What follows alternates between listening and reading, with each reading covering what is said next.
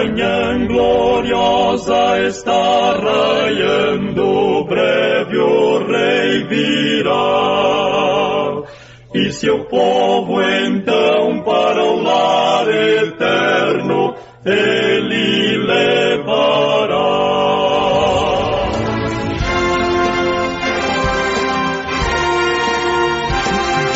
Servos de Deus, a trombeta tocai, breve Jesus voltará.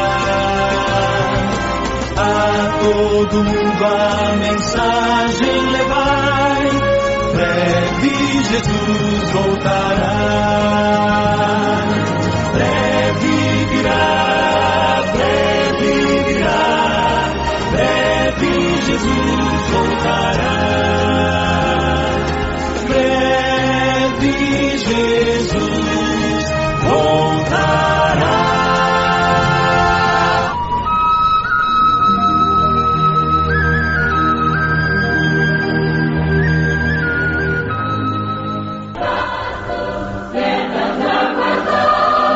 Ouve a voz do bom pastor. Porque Deus amou o mundo de tal maneira que deu seu Filho unigênito, para que todo aquele que nele crer não pereça, mas tenha a vida eterna. São João capítulo 3, versículo 16.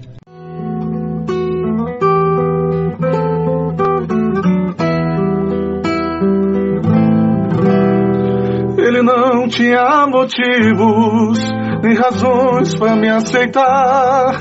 Em mim não havia nada que pudesse o agradar. Pecador por natureza, sempre inclinado ao mal, mesmo assim me aceitou. Sua graça me deu vida quando morto eu estava, em ofensas e pecados. Seu conselho assim o quis, sua escolha soberana me elegeu na eternidade, e por isso estou aqui. Fui escolhido antes que houvesse a luz. Fui escolhido de uma forma especial. É dom de Deus, isto não provém de mim. Foi Ele que assim o quis. Me predestinou e em seguida me chamou. E ao me chamar também me justificou, me justificando, me glorificou. Não fui eu, foi o Senhor. Sua graça me deu vida quando morto eu estava, em ofensas e pecados. Seu conselho assim o quis, sua escolha soberana me elegeu na eternidade, e por isso estou aqui. Fui escolhido antes que houvesse a luz. Fui escolhido de uma forma especial. É dom de Deus, isto não provém de mim. Foi Ele que assim o quis. Me predestinou e em seguida me chamou. E ao me chamar também me justificou, me justificando, me glorificou. Não fui eu, foi o Senhor.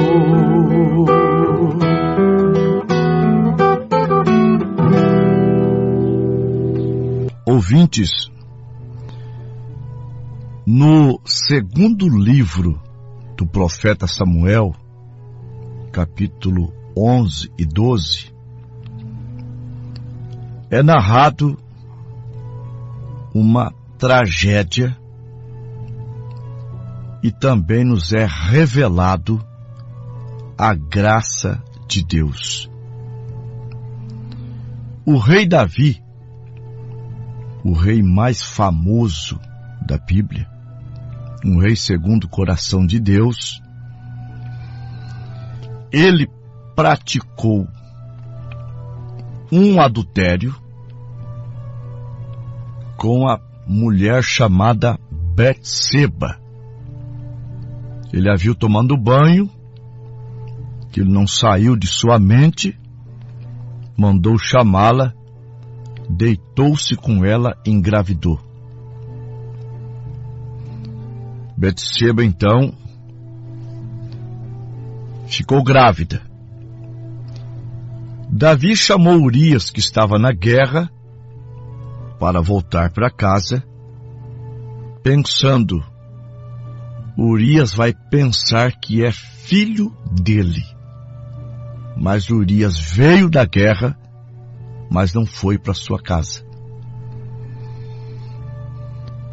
Davi, então, manda Urias levar uma carta de volta para a guerra para o general Joabe, levando sim, então, a sentença de sua própria morte, porque na carta estava escrito: põe Urias frente à mãe das batalhas e retire a sua retaguarda, para ele morrer. Morrendo Urias, Davi então toma sua viúva, casa-se com ela e pensava que tudo estava bem. Mas o que é que Deus não vê? Fala para mim o que Deus não vê. Deus vê tudo. Aos Hebreus, capítulo 4, versículo 13. E não há criatura alguma encoberta diante dele, antes todas as coisas estão nuas e patentes aos olhos daquele com quem temos de tratar. O próprio Davi teve a experiência. Nós vamos ver daqui a pouco. Por isso ele escreveu o Salmo 139, no verso 7 e 8, está escrito: para onde fugirei do teu espírito? Para onde irei da tua face? Se eu subir ao céu, o Senhor aí está. Se eu fizer da minha cama a sepultura, ali o Senhor também está. O profeta Natã vai até a casa de Davi. Deus havia revelado isto para aquele profeta. E ele contou uma história, vamos resumir, de um homem rico que tinha muitas ovelhas e vacas, e de um homem pobre que tinha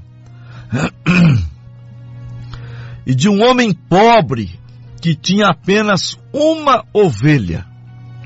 O rico, então, recebendo uma visita, vai à única ovelha do homem pobre e a toma forçadamente e faz uma festa para o seu amigo. E o profeta Natã conta essa história do homem rico, o homem pobre, para Davi. E Davi fica irado contra o suposto homem e diz: esse homem tem que pagar por sua própria vida, Este homem tem que morrer. O profeta Natã amiúda os olhos e diz: este homem é você. Eu penso que Davi ficou tremendamente abalado. Suas pernas tremeram, seu semblante caiu e disse: pequei contra Deus. Mas o profeta Natã prega-lhe um sermão duro e diz: o teu pecado foi traspassado, você não morrerá, mas o que você plantou, você vai colher. Você vai colher até o seu coração ficar totalmente purgado. Sim, é Bíblia. Aos Gálatas 6, versos 6 e 7. Não erreis. Deus não se deixa escarnecer. Tudo que o homem plantar, ele vai colher. O que semeia na carne, da carne ceifará a corrupção. O que semeia no espírito, do espírito ceifará a vida eterna. Se você planta um grão, você colhe uma baciada. Então eu quero dizer para você, meu irmão e minha irmã, o pecado não compensa. Sim, uma espada não se apartou da sua casa. Logo após isso, o filho do adultério morreu. Um dos filhos estuprou uma irmã. Um outro filho se doeu e matou o irmão estuprador. O que matou o irmão estuprador, Absalão, toma o trono do seu próprio pai. E Joabe, o general fiel a Davi, vai e mata o filho de Davi, Absalão, e traz-lhe a notícia que o seu inimigo morreu. Mas não era um inimigo comum, era o filho dele. E ele sabia que toda aquela avalanche de flagelos, aquilo tudo estava acontecendo por causa do seu pecado. Ele estava colhendo, ele estava purgando, ele estava pagando pelos seus erros, muito embora ele era um filho de Deus. Tem que pagar pelo erro. E ele, com a sua própria palavra, deu a sentença da sua própria morte. Este homem tem que morrer. Mas o profeta disse: não morrerá. A graça tem te salvado. Isso é uma pedra de tropeço para muita gente. O homem, em outras palavras, o homem pintou o 7. O homem errou. E Deus vem e o perdoa. Perdoou-lhe, mas não o isentou de colher o que ele plantou. Agora, devemos lembrar que Deus é soberano. Está escrito em Deuteronômio 32, versículo 39. Vede agora que eu o sou, e mais nenhum Deus comigo. Eu mato, eu faço viver, eu firo e eu saro. Salmo 115, verso 3. O nosso Deus está no céu e faz tudo que lhe apraz. Portanto, sendo ele soberano, a graça surgiu para Davi, e a graça é soberana, porque ela vem de um Deus que é soberano.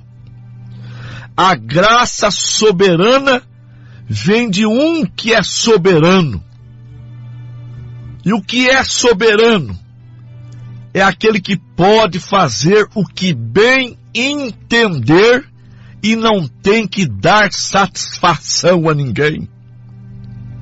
O soberano pode fazer isso. A graça soberana só pode ser dada por um que é soberano. E Deus é soberano. Então ele pode dar a graça soberana. Portanto, sendo soberano, a graça não tem que pedir a ninguém. Ela não tem que fazê-lo. Ela faz o que deseja. Isto não é maravilhoso? Ela não tem que pedir. Posso eu fazer isto? Posso eu fazer aquilo? Posso eu? Não. Ela não faz isto. Ela o faz de si mesma. A graça é soberana. Portanto, ele pode salvar o mais vil pecador. Ele pode salvar o pior. Ele pode salvar o impuro. Ele pode salvar o imoral. Ele pode curar o mais enfermo que existe na face da terra. Aleluia! Glória a Deus! Ele pode fazer o que quiser. Sim, ele pode salvar um perdido como eu. Pode salvar um perdido como você. O profeta de Deus diz, William Branham, filho de um bêbado, isto não faz nenhuma diferença. A graça me tem salvado. E eu sou um filho de uma mulher que não prestava. Isso não faz diferença. A graça de Deus te salvou. Ele é soberano. Não tem que perguntar nada a ninguém. Sim, ele salvou uma Maria Madalena, mulher que tinha 7 demônios. Ele salvou uma mulher que já havia dormido com 5 maridos, e já ia para o 6º homem. A graça a salvou. Salvou um Zaqueu, colhedor de imposto e corrupto. Sim. Então, você vê a graça operando até nos últimos instantes da vida de um homem. Aquilo foi provado na cruz, quando lá havia o mais vil dos ladrões. Ele merecia a morte. Deus nunca havia passado por sua mente. Ele nunca havia pensado nada sobre ele. Mas lá na cruz, quando, através daqueles lábios ensanguentados, entre os gemidos, lá veio um som: Senhor, tem misericórdia de mim. E lá veio outro som de volta, através do sangue, lágrimas, agonia.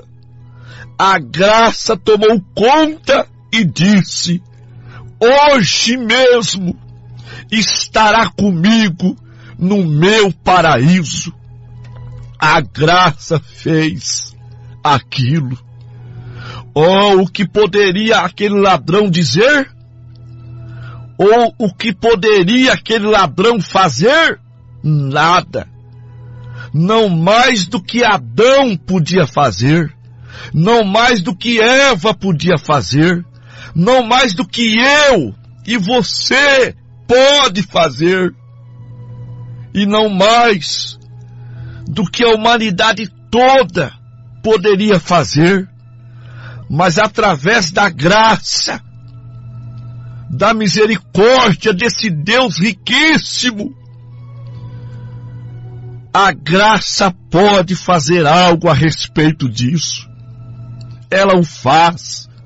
A graça de Deus, a soberania da graça de Deus, veio aquele ladrão que estava morrendo. Hoje mesmo estará comigo no paraíso. Pense no amor e na graça, como se fossem irmãos gêmeos. Você não pode ter graça sem ter amor. Eles são irmãos gêmeos. Exatamente correto. Antes que você possa ter graça, você tem que ter amor. Antes que você possa realmente mostrar favor a alguém, você tem que amá-lo. Certo ou errado, você tem que amá-lo de qualquer maneira. Vem? Então a graça e o amor são irmãos gêmeos, inseparáveis, porque Deus amou o mundo de tal maneira que deu seu Filho unigênito para que todo aquele que nele crer não pereça, mas tenha a vida eterna. E esta graça está estendida a mim e a você. Não importa o que você tenha feito, falado, praticado, a graça de Deus age a seu favor. A graça de Deus te livra da morte, te coloca como um filho e uma filha de Deus. Tão somente você aceitá-lo de todo o teu coração. Vamos orar. Maravilhoso Deus e nosso Pai, que graça, que coisa tão maravilhosa. Meu Deus, que a tua graça possa entrar nos corações dos nossos ouvintes, possa puxá-los para o teu seio. E eu sei que ao puxá-los, receberão um abraço salvador, um abraço curador, um abraço restaurador. Deus, estende a tua mão a favor dos meus ouvintes, que sejam curados, libertados, agraciados com a vida eterna, em nome do Senhor Jesus Cristo, Pai. É a minha oração. Amém.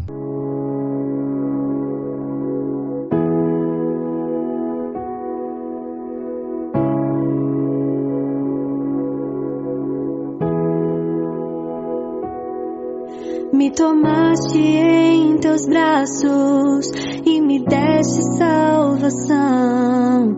Teu amor tens derramado em meu coração.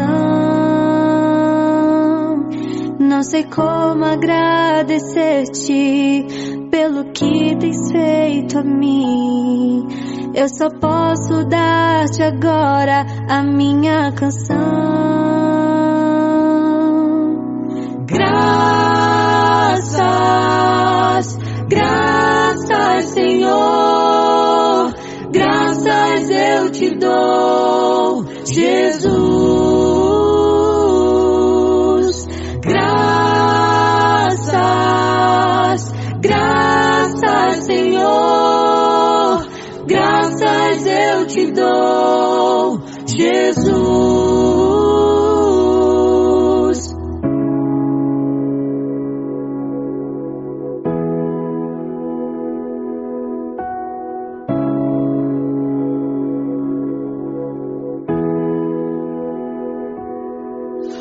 Na cruz me deste vida, entregaste tudo ali. Vida eterna concedeste ao morrer.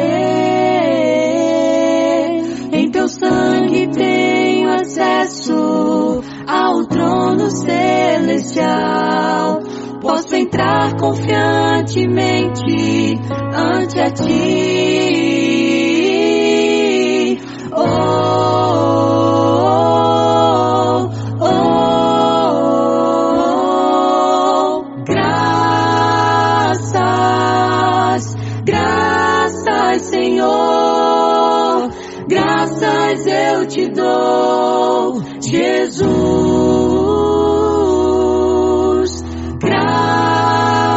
Graças, graças, Senhor, graças eu te dou, Jesus. Graças, graças, Senhor, graças eu te dou, Jesus.